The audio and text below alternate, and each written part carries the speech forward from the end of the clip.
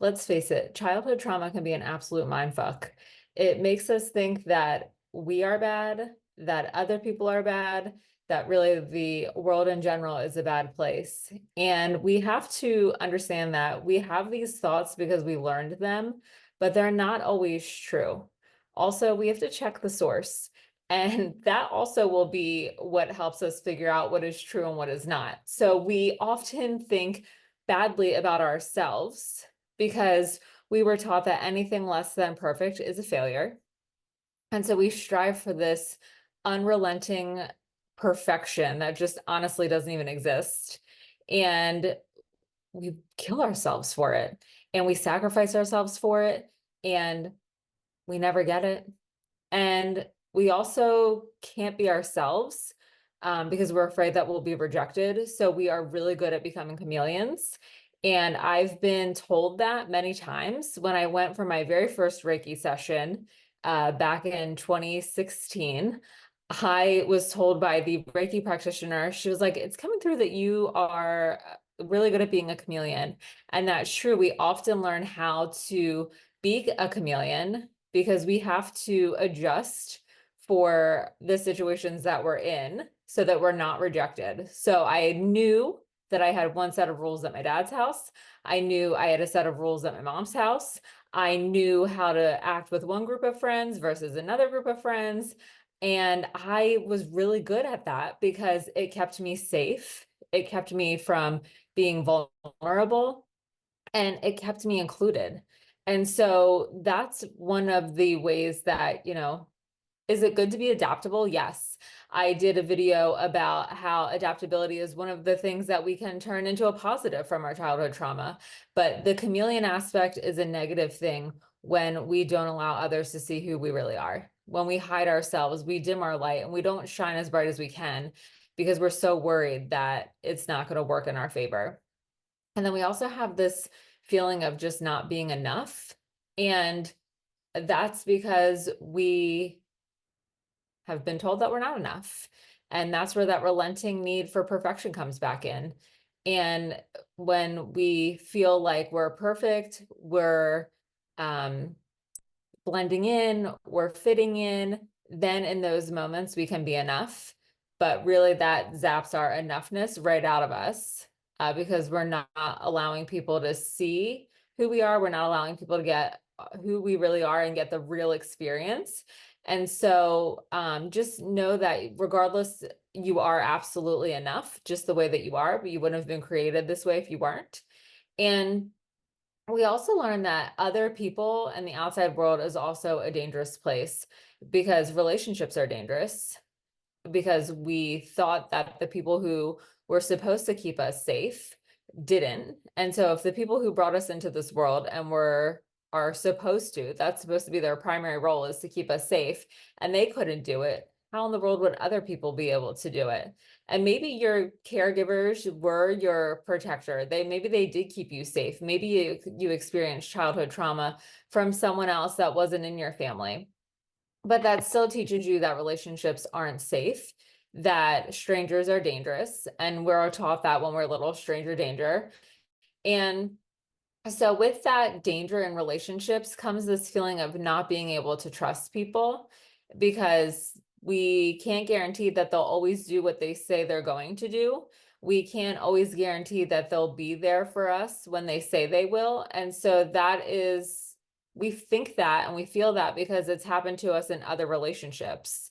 And so if it's happened in other relationships, we think chances are it's going to happen again. And it's not a guarantee. Now, as an adult, we know how to prevent that from happening. We can see the red flags, we can see the warning signs.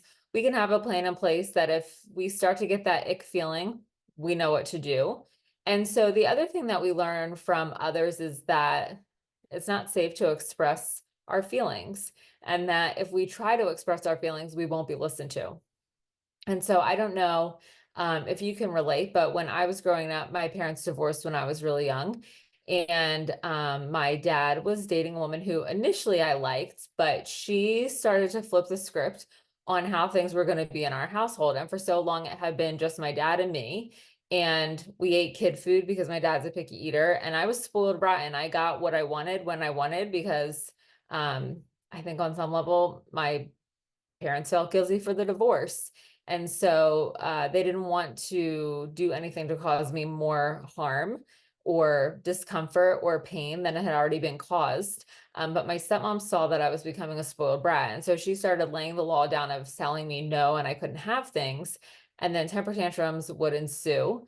But I essentially felt like my dad was picking her over me. And I had voiced my opinion many times about not wanting him to marry her and him doing it anyway. And so I felt like when I said what I needed or what I wanted or what I thought or what I felt, it wasn't going to be listened to. So for a long time, I really just silenced myself. I didn't allow myself to fully express anything for fear that it was going to be shut down. And then there have been times as an adult too, when I was older, where that's happened.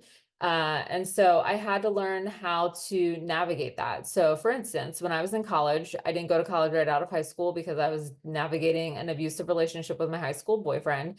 And so I was an older student in college working on my undergrad degree. And I was super excited to learn. I was so grateful for the opportunity to be in college. And so whenever my English professor would ask a question, and granted, it was a very small class of like, I don't know, 20 people, I usually would raise my hand first. And so we would have these monthly conferences with her. And she, in one of these conferences, told me that I could not be the first person to raise my hand because it was intimidating for other people to see me raise my hand first. Then they didn't feel comfortable enough to raise their hand to share their opinion. And I was mortified because I didn't want other people to be intimidated by me. I didn't want other people to feel uncomfortable around me. And so I started silencing myself again. I started participating less and less and less in class. And she praised me for that later. Oh, you're doing a great job of really, allowing other people to have an opportunity to take the floor, blah, blah, blah. And so I was like, oh, I'm doing the right thing. But really it's not my problem, nor is it your problem if you speaking up or sharing what is on your mind makes someone else uncomfortable. That's their own issue that they need to work through. And so that was another learning experience where it was absolutely 100% okay for me to raise my hand. I was paying tuition just like everyone else was paying tuition.